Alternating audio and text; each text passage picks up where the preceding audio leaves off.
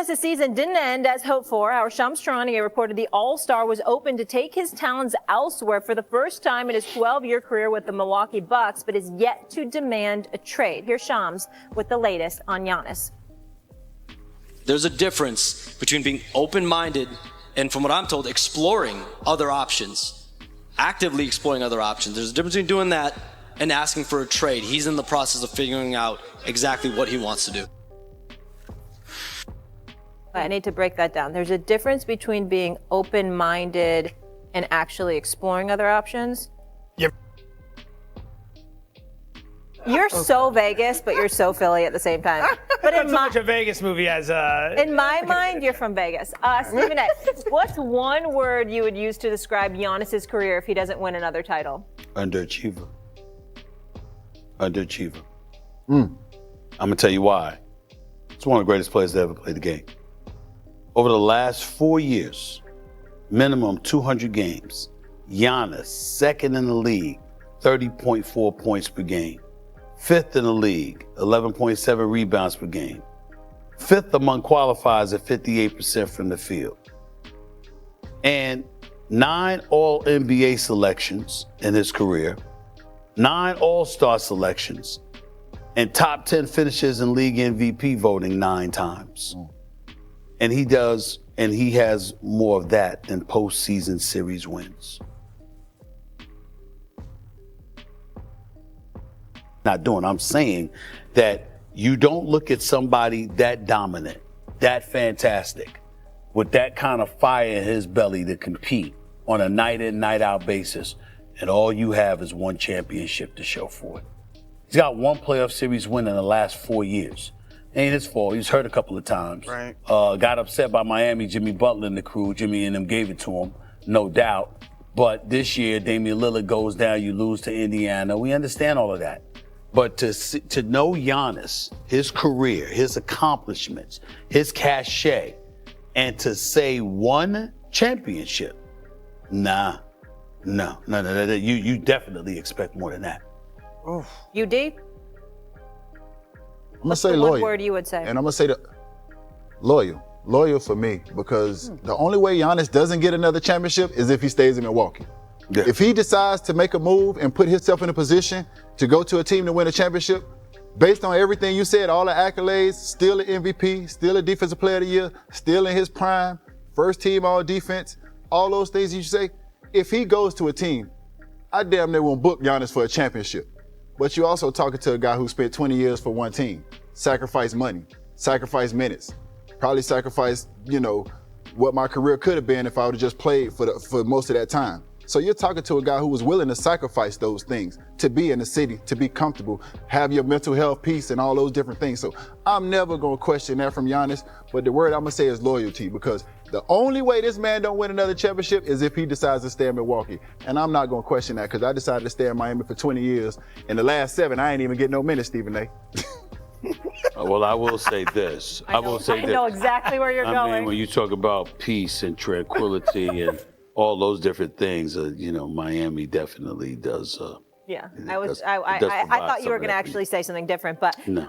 But also nice you're from Miami, UD, right? Yes. So you were at home too. So it's like that's kind of a no-brainer. I'm not saying you didn't sacrifice a lot and you weren't loyal, but I wouldn't have left either. The word's legend. He'd still be a legend. He put up massive numbers. He would win a championship. So we're not going to sit there and knock him because he never won one. He's a legend. What do we want him to do? We can't get upset every time we have all this player movement trying to form super teams and trying to buy championships, and then get upset when a guy stays loyal and he wants to stay. Happy in Milwaukee. It's on Milwaukee to go out there and do something. He's doing everything he can. We're upset about Luka for not being in shape. We're upset with other players for jumping around from place to form their super teams. He shows up in shape. He leads by example. He produces. He plays well. And he's loyal. I don't see anything wrong with that. He'd still be a legend. Yeah, I'm kind of with Joe. I just still say he had a great career. Like, he still had a great career. I don't know if I could go underachieve. I hear you on all of the individual stats that he puts up. But as you were talking, I'm thinking about the guys that have multiple and how incredible they have been, right? Like, obviously, you look at the Warriors, you look at LeBron, like, history or the legacy, I guess, is still being written when you talk about Giannis. And I actually appreciate the word choice of loyal from UD, but I'm not sure that if he moves, he's automatically going to get another one. I think it matters a lot where he moves. And as much as we're in New York and the Knicks have come up, like, that's going to cost a lot. And to me, that roster might not be that far off from what he had in Milwaukee. So I still would look at this as a great career for Giannis if he got one, because we've talked about plenty of guys that don't even have one. Well, no one said it wouldn't be a great career. Right. What we said was that the word underachieve is apropos because of who we're talking about and the significant level of greatness attached to him. And this is one of the things that I'm going to throw out at both of y'all, because you covered the game. Obviously, you being the odds maker, extraordinaire in Vegas. Thanks, man. Can I ask y'all a question? Come on. Does it have any effect at y'all when the stars are home watching the playoffs with the rest of us? It affects me. Yeah. I'm telling you something right now. When you that big name, you matter. I want to see you playing. I'm not talking about not everybody can't win. Right. I get that part. But you know what? When it's the conference finals, I'd like to see you there. There's 4 teams. Yeah. If it's the conference semifinals, it's like 7-game series. I want to see you there. I don't want to see you home in April. But I don't want to see you home in April. I want to see you home in the first round. He could have gone further if it wasn't for injuries with Dame. But let me ask you guys this. If he was to stay, UD, I'll direct this to you. If he was to stay in Milwaukee, what did they need to do to really contend for a championship? What would you do with that roster? I mean, first and foremost, I think Dame has to get healthy. That Achilles and at his age, that is definitely a devastating injury to have at his age. And secondly, what were they going to do with Kyle Kuzma? I think that was a big move. I think everybody expected that Kyle Kuzma move to help them in a way on both ends of the floor. I think they were a little bit slow on the defensive transition. I think we expected that to help him. We also expected him to be a third scorer. Obviously, I love Doc Rivers, but he's had some trouble getting over the hump as a coach the last couple of years. So they just have a lot of things and a lot of pieces they need to add around Giannis. He's a guy who likes to get in the paint, spray the ball, so you need to put shooters around him. Those years when they were at the top of the league in the scoring, it was Connaughton and all these guys making shots where Giannis just had to get in the paint. And then they had a closer. Chris Middleton was the closer. He was the guy who they went to, remember, a couple years ago. So those are a lot of pieces that they got to fill. I think Milwaukee Bucks got a lot of work ahead of them if they want to put themselves in the championship conversations and keep Giannis.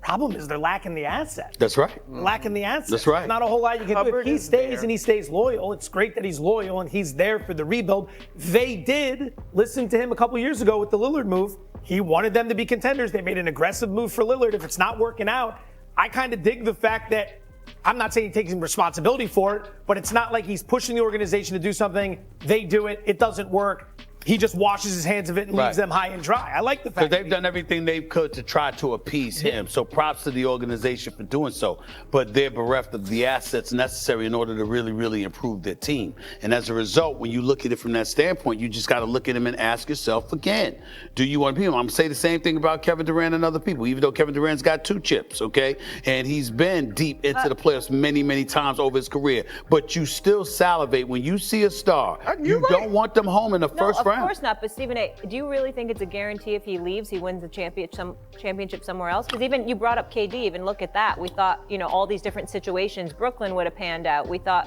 Phoenix would have panned. It doesn't always work that way. It doesn't always work that way, but I think that you'd find a better chance. You'd be playing deeper into the playoffs. See, again, there's no shame. If we're watching you in late April, we're good with you. You see what I'm saying? You're battling. You're in the mix. You're saying that now, but you just said he had to go get a championship or it's underachieved. Because it's one title, because he's so phenomenal and so great. I'm not blaming him for it. I got you. I'm simply saying because he's so phenomenal. Let's transition to football for a second and think about what we talk about with Aaron Rodgers. Why do we talk about Aaron Rodgers? 100%. Because you won 1 Super Bowl title in 2010 and you've never been back. Yeah. And even when Tom Brady was at his height, even though Tom Brady was Tom Brady, we still looked at Aaron Rodgers and we said, as a talent, this might be the greatest quarterback we've ever seen until Patrick Mahomes came along. And then we ultimately elevated our critique towards Aaron Rodgers because it's like, yo, you going home early. What's up with that? That ain't going to suffice.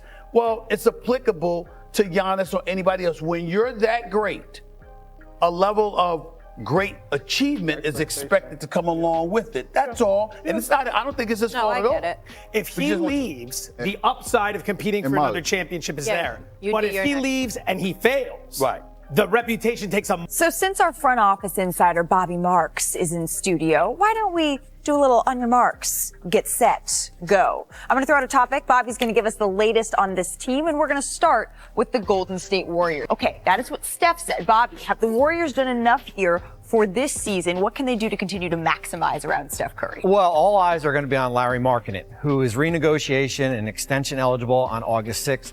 The tea leaves are pointing to him re-signing in Utah. Okay. They have not signed anybody this offseason. They're sitting on $37 million in cap space. So keep an eye on Markkanen in Utah. Now, what happens next? They're only $533,000 below that first apron. They cannot go out and add players here. Right. And they're still limited as far as what they can do with draft picks. They can trade a 2026, 28, and 30. Malika, I hate to say this, but what you see is what you get right now with this Golden State roster. They've done enough to be in the conversation of getting out of that play-in group here, but they're not in where Dallas is, Minnesota, talk about Phoenix, certainly. They're not in that upper echelon right now. All right, so that's sort of the top tier of the West, and you don't see Golden State there. I want to bring in Kendrick Perkins to see how he is reading these tea leaves, since you're saying that it looks like Lauri Markkanen is not going to be joining the Golden State Warriors, at least right now. The Warriors win total, according to ESPN Bet, it's set at 43.5. Perk. Do you think that they will win more or fewer than the number of games? What do you think? Well, they still have Draymond Green. They still have Steph Curry, right? Draymond Green, the heart and soul, the leader of that team. Steph Curry, their best player. And I like what I saw out of Jonathan Kuminga last season. I think he's going to take a serious leap from what he did last season, and that's talking a lot. Can he be an all-star caliber player? I believe so. I think they're going to get about 44 to 45 wins. Okay. I think they have too much pride, and I love what Pajivsky is bringing to the table, especially on the defensive side of things. We know he's going to come back better. At the end of the day, you still got Steph Curry. Now, Steve Kerr is going to have to coach his behind off. And I heard somebody sniggling and giggling, but I got his name right, Pajivsky. I can't. It was me. It was me. And giggling. You know it, Perk. I'm sorry, Perk. All right, friends, let's stick in the West. The offensive side, especially with the Dallas Mavericks. The Warriors sad to lose Clay, but they are not wasting any time. According to our own Chris Haynes, NBA insider, they're aggressively pursuing that guy right there, Lauri Markkanen from the Jazz. And if Danny Ainge's history trading stars with the Jazz is any indication, it's going to take kind of a massive haul to get Markkanen. 9 future first rounders for Gobert and Mitchell. What do you think, Smitty? I mean, Danny is the master. He's been doing this since he's with the Celtics. If Danny makes a trade, you get a chance to see a lot of writing on that board. It's going to be picks. It's going to be players. It's going to be a lot. And Danny always is looking for the future and trying to grab somebody that he drafts, and he gets his team to get a chance in 3 or 4 years, him in a position to maybe win the Western Conference. Yeah, Chris Haynes saying they're aggressively pursuing him. Markkanen averaged 23.2 points per game, 8.2 rebounds, and 2 assists this past season. How do you see him fitting in with this Warriors core? I see him fit in anywhere because that's what I'm a Markkanen fan. You look at him, he has a slow start in his career with Chicago, just trying to figure it out. But I thought the last 2 years, you saw him take another step. He's gotten stronger. I mean, he's more aggressive. He can shoot it. He can post. He can rebound. He can run. And the way the game is played right now, he fits in pretty much anywhere or any offense that you have. Not the greatest defensively, but that's the part that he has to work on. How about this sneaky trade that they did? A deal with Kyle Anderson today. The Warriors did. Sneaky pickup, 3-year, $27 million contract. The Warriors executing a sign-and trade with the Minnesota Timberwolves. Do you like this pickup? I love it because, yes, he's slow-mo and he won't be running a lot of fast breaks, but he has a high basketball IQ. You can plug him in any different situation. That's the one thing I love about him is he's not uncomfortable in any situation on the basketball floor. What you can do with him is you can play him at 5, you can play him at the 1. He can guard. He showed, I think he's gotten tremendously better guarding smaller guys. They put him defensively. I love this for him because if you make a mistake because of his passing ability and his basketball IQ, they're going to have him and Draymond. Yeah. That definitely helps the Golden State Warriors. I know, and I know a lot of the big questions yesterday were where do the Warriors go from here after losing a guy like Klay Thompson, which I feel like was kind of a couple years in the making if you really do think about it. But then they're aggressive today. Now they're aggressively pursuing Lauri Markkanen. Where do you feel like the Warriors stack up in a very heavy-hitting Western Conference? Well, you know, it still comes down to, obviously, you got to have the system and people play off Steph Curry. It's not just your traditional high pick and roll. Steph is running off the baseline. There's a lot of movement. There's a lot of reacting and reading. There's a lot of body movement. So I think Kyle, obviously Anderson, slow-mo, he fits. Lauri Markkanen fits if they can get a chance to get him. I think the Warriors right now is shoring up their bench and also finding a way when they do have to compete against some bigs. I love Looney, but I still think they need one more big, that could be an offensive threat for them in some kind of way. Still a lot of eyes watching the Golden State Warriors. Dub Nation, a new bombshell has just exploded in the NBA universe, and the Golden State Warriors are right at the center of it. According to a new report that is gaining traction among insiders and bookmakers, the Warriors are emerging as the top favorites to sign Utah Jazz All-Star power forward Lauri Markkanen. That's right, you read that right. The Markkanen Warriors saga could be getting a new chapter this summer. Could General Manager Mike Dunleavy be repeating his approach from last offseason and trying again to convince Utah to let go of its star big man? In addition, there is a name that has been little talked about by fans and the media who, according to advanced mathematical analysis, would be the ideal and financially viable piece to fit into Steve Kerr's roster. In this video, or rather, in this complete analysis, we will unravel all the details involving Markkanen, explore whether this trade is actually viable, and reveal the secret algorithm that points to the perfect player for the Warriors in free agency. Warriors as favorites for Markkanen, reality or illusion? After several insiders have talked about it in the last few hours. The big news came from the sportsbook Bovada, which recently listed the Golden State Warriors as the most likely destination for Lauri Markkanen, with odds of plus 205. This represents approximately 33% chance of him ending up in San Francisco, a considerable percentage, especially considering the player's market value and the current context of the Utah Jazz. Lauri, who many people mistakenly pronounce as Lori, has even clarified that the correct pronunciation is as Lowry, like the Spice or Mike Lowry from the movie Bad Boys. But leaving phonetics aside, let's get to the facts. Markkanen was the main name mentioned in trade rumors involving the Warriors last offseason. Now, this talk is back in full force, reignited by a statement by Bill Simmons on his podcast. According to sources close to the journalist, there is a growing sentiment within the league that Markkanen is not unavailable, an ambiguous but telling choice of words. Why would the Utah Jazz be giving up their best player? According to Bleacher Report, the Utah Jazz are taking a clear rebuilding stance after finishing the 2024-25 season with the worst record in the league, 17 wins and 65 losses. The team also earned the 5th overall pick in the 2025 draft, which reinforces the idea that they are focusing on the future, not the present. Markkanen, despite his immense talent, does not fit into the franchise's new timetable. He signed a 5-year max extension with the Jazz worth a staggering $238 million in 2024, and due to CBA rules, he could only be traded after a 6-month period. This explains why he was not involved in any trades until the last trade deadline. In terms of performance, Markkanen had a solid season, but below what he has shown previously. In 2024-25, he averaged 19.0 points, 5.9 rebounds, and just 1.5 assists per game. His three-point shooting rate was around 35%, with an impressive 41% on corner shots. Still, his production fell compared to the previous 2 seasons, when he scored almost 26 points and more than 8 rebounds per game, demonstrating his offensive peak. However, it is important to consider that he played on a disorganized team in technical decline, which significantly influences the statistics. The weight of the contract and the Warriors' financial scenario. Markkanen's contract is one of the biggest obstacles. He will receive $46 million over the next 2 seasons, then $49 million, and finally $53 million when he turns 31, becoming an unrestricted free agent at 32. That's a lot of money tied up in a player who, while talented, has yet to show that he can be the difference maker on a team seeking a title. And how would the Warriors be able to fit that contract into their payroll? They would have to send an aggressive package in return.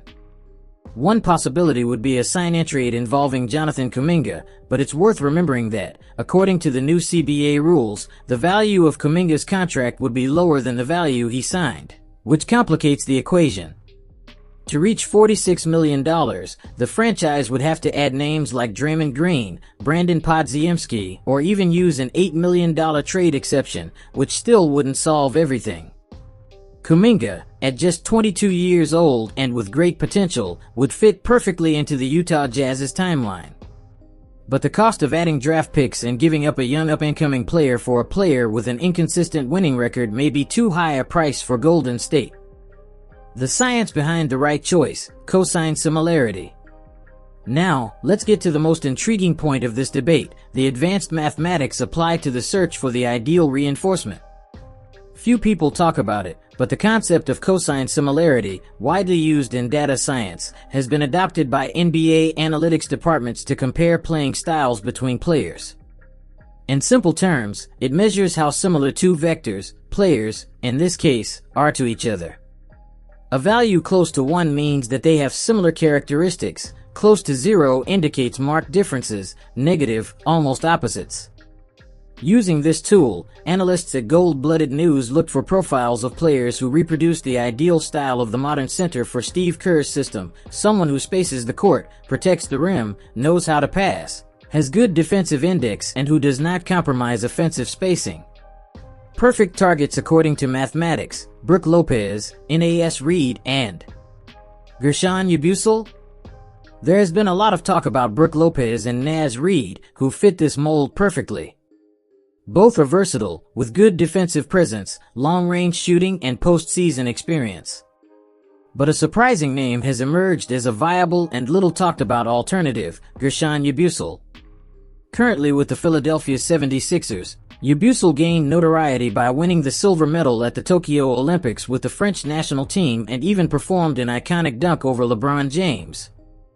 Drafted for the first time by the Boston Celtics, he had difficulty establishing himself in the NBA, but after standing out in Europe, he was given a new chance in the league with a minimum contract. Last season, he scored 11 points, 5.5 rebounds, and 2 assists in about 27 minutes per game. Despite not being a natural blocker, only 0.3 blocks per game, he converted 38% of his three-pointers and 36% of his corners, which is slightly below the elite average, but still highly respectable. His physical presence, tactical intelligence, and ability to space the paint make him a very interesting complementary piece. And best of all, cheap.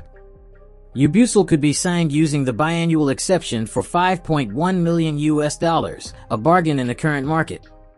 So, is it worth betting on Markkanen or Yabusele? The big question for Warriors fans is it worth mortgaging the future of the franchise for Lauri Markkanen, committing more than $200 million for a player who has yet to prove himself part of a winning formula? Or would it be more prudent to bet on specific reinforcements, like Guerschon Yabusele, who add tactical and financial value, strengthening the bench without compromising the cap? This offseason promises to be one of the busiest in recent years for Golden State. The decision between taking a big gamble or investing in depth and efficiency could dictate the team's future in the post-dynasty era. What do you think? Is the right path to take to go all in on the fin or to add cheap, functional pieces like Yabusele? We know the Warriors are still watching the market and intend to make a huge addition to the team and the NBA to take advantage of Steph Curry's final seasons. So the upcoming offseason looms as a critical moment for the Golden State Warriors, ready to reshape the trajectory of the franchise. Will they commit to one last attempt at a championship or opt for a financial restructuring? Mike Dunleavy Jr. and the front office face a series of daunting choices, leaving fans anxious to find out what the team's next moves will be. The anticipation surrounding Golden State's future is intensifying. Before we wrap up, if you're a true Warriors fan and are as excited as I am to see how these stories unfold, be sure to subscribe to the channel. After all, we've been producing Warriors videos almost every day. In conclusion, the future looks uncertain for the Golden State Warriors. With the possibility of losing and adding players to the team and with the various trade options available, the Warriors are well positioned to continue to be a force to be reckoned with in the NBA. Stay tuned for more updates on the Warriors and remember to support by leaving your opinion in the comments section below. Don't forget to like and subscribe to the channel. Turn on notifications to know when I send new news. Thanks for following Gold-Blooded News. Cheers and see you next time. We're gold-blooded. Go Dubs!